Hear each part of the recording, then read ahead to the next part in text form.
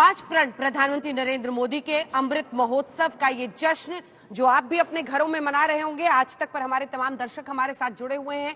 एक बार फिर से शुभकामनाएं देते हुए सवालों की शुरुआत करते हैं। आपको हमने तस्वीरें दिखाई हैं, तमाम मुख्यमंत्री भी अब अपना आज का आजादी महोत्सव मना रहे हैं, लेकिन सुधांशु जी, भ्रष्टाचारियों से नफरत करना होगा, ये क्या संदेश है? देखिए, उससे पहले मैं एक बात बताना चाहूंगा। अभी आपने बंगाल का दृश्य दिखाया तो उसमें क्या शब्द बोले जा रहा था? पुष्प वृष्टि करो, अपूर्व सृष्टि। ये दोनों शब्द हिंदी में भी है। प्रधानमंत्री जी ने आज भाषा की बात कही है।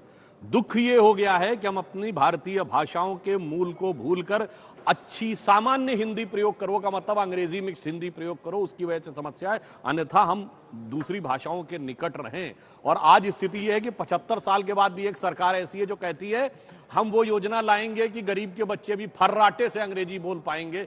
यह मानसिकता से बदलने की जरूरत है। फर्राटे से अंग्रेजी बोलकर ही इस देश में कोई व्यक्ति उन्नति कर पाएगा।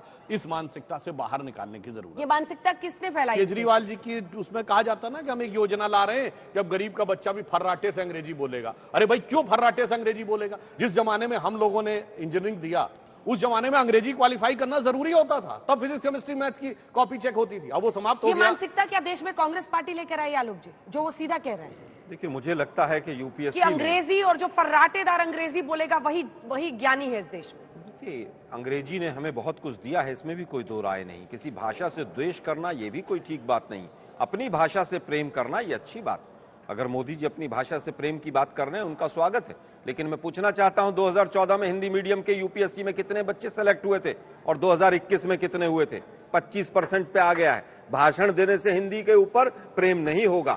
मुद्दे की बात यह है, कितने हिंदी मीडियम के विद्यार्थी आपने खोले, कितने सेंट्रल स्कूल्स में हिंदी के टीचर भर्ती किए? आपने एक योग की यूनिवर्सिटी खोली थी, आज वो बंद होने के कगार पर है। भाषण से देश नहीं चलता है। आपने कहा डिजिटल इंडिया, 2016 के अंदर नोटबंदी हुई, मुझे साथ दे दो भाइयों बहनों मित्रों, 50 दिन दे दो। कितना काला धन आया स्विस बैंक में, कितना है? डबल हो गया। फाइनेंस मिनिस्टर को पता ही नहीं है किसका है, लेकिन डिजिटल इंडिया है। अरे भाई, कैसे पैसा चला गया नहीं पता है। न्यू एजुकेशन पॉलिसी, अंतिम बात कहना चाहूंगा मैं, न्यू एजुकेशन पॉलिसी के अंदर भी बहुत कहा गया था आत्मनिर्भर, स्वाभिमान, स्वदेशी, फलाना ढिकड़ा। सेंट्रल यूनिवर्सिटीज ने न्यू एजुकेशन पॉलिसी 2 साल हो गए लागू नहीं की है। मोदी साहब, भाषण देना बंद कीजिए, देश में काम करवाइए लोगों से। अंग्रेजी ने बहुत कुछ दिया है, ये उनका जवाब था आपकी बात पर। देखिए, क्या सॉफ्टवेयर, अगर आज हम सॉफ्टवेयर में अगर हम आगे हैं, आज अगर अंग्रेजी नहीं होती इंग्लिश भाषा, तो क्या सॉफ्टवेयर के किंग होते हम? किसी भाषा से द्वेष मत रखिए। हिंदी को आगे बढ़ाना है, आपका स्वागत है। अब मैं बोलता हूं, इसी मानसिकता से बदलने की जरूरत है। Sanskrit is the mother of all languages किसने कहा?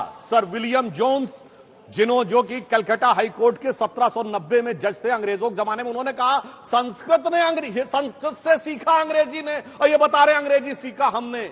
यही मानसिकता से बदलने की जरूरत है आजादी के इस अमृत काल में। ये स्वराज्य तब तक नहीं आ सकता। और बोलने की बात, भाषण बड़ा अच्छा याद दिलाया। ये बताइए, संयुक्त राष्ट्र संघ में पहला हिंदी भाषण कब दिया गया? जब अटल जी हमारे विदेश मंत्री थे। प्रधानमंत्री के रूप में पहली बार हिंदी भाषण किसने दिया? अटल जी ने। और मोदी जी के कहीं आप विदेश में जाइए जहां पब्लिक अपीयरेंसेज होते हैं, कभी आपने गैर हिंदी में बोलते सुना? जबकि मोदी जी तो गैर हिंदी भाषी है। और भी महत्वपूर्ण बात है। और आप अपने प्रधानमंत्रियों को याद दिलाइए, सब जाके बाहर अंग्रेजी में बोलते थे। इसलिए ये एक भाषा से विद्वेष नहीं है, भाषा के साथ साथ अस्मिता के प्रति स्वाभिमान की बात है। ये भाषा के प्रति विद्वेष की बात नहीं है। और इस फैक्ट को भी चेक कर लेना चाहिए। ये प्रूवन है कि जैसे हमारे यहां मात्र शब्द है, उससे लैटिन में मैटर बना, उससे फ्रेंच में मैटर बना, उससे अंग्रेजी में मदर बना। ये 200 साल पहले प्रूव हो गया। मगर अंग्रेजी से हमने सीखा, ये वही मानसिकता है। 2006 में ब्रिटिश प्रधानमंत्री गॉर्डन ब्राउन के सामने डॉक्टर मनमोहन सिंह जाके बोले थे हमने अंग्रेजों से बहुत कुछ सीखा है। और आज भी राहुल गांधी जाके वहीं से भाषण देते हैं कि महंगाई बहुत हो रही, जबकि वहां 9.4% है। इसका जवाब आलोक जी। मैंने केवल एक एग्जांपल दिया कि सॉफ्टवेयर में अगर आज हम किंग हैं, अंग्रेजी भाषा का सॉफ्टवेयर डेवलपमेंट में एक बहुत बड़ा रोल था। इसमें कहीं कोई फैक्चुअल गलत नहीं है, किसी तरह से कोई नहीं। मैं केवल ये पूछना चाहता हूं, आप बार बार कह रहे हैं कि साहब हिंदी में विकास होना चाहिए, हिंदी में काम होना चाहिए।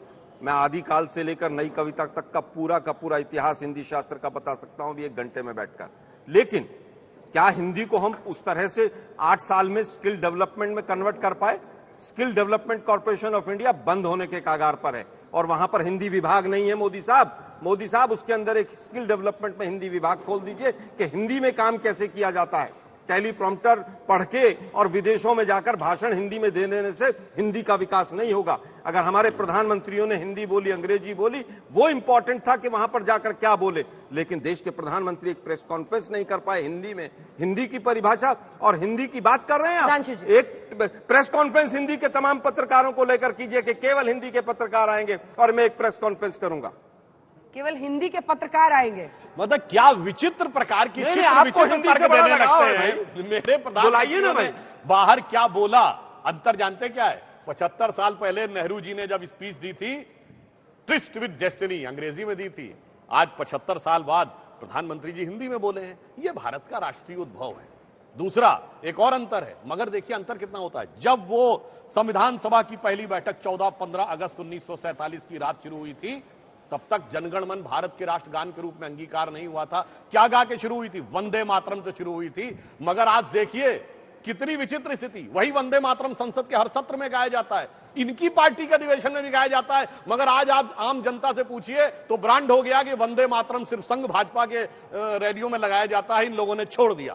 राष्ट्रवाद, राष्ट्रीय स्वाभिमान के सारे प्रतीकों से किनारा करते करते आपने, जनता ने आपसे किनारा कर दिया। बहुत ही सरलता के साथ, इसके साथ ही चालाकी के साथ उन्होंने हिंदी भाषा के साथ वंदे मातरम का भी मुद्दा इसमें जोड़ दिया है।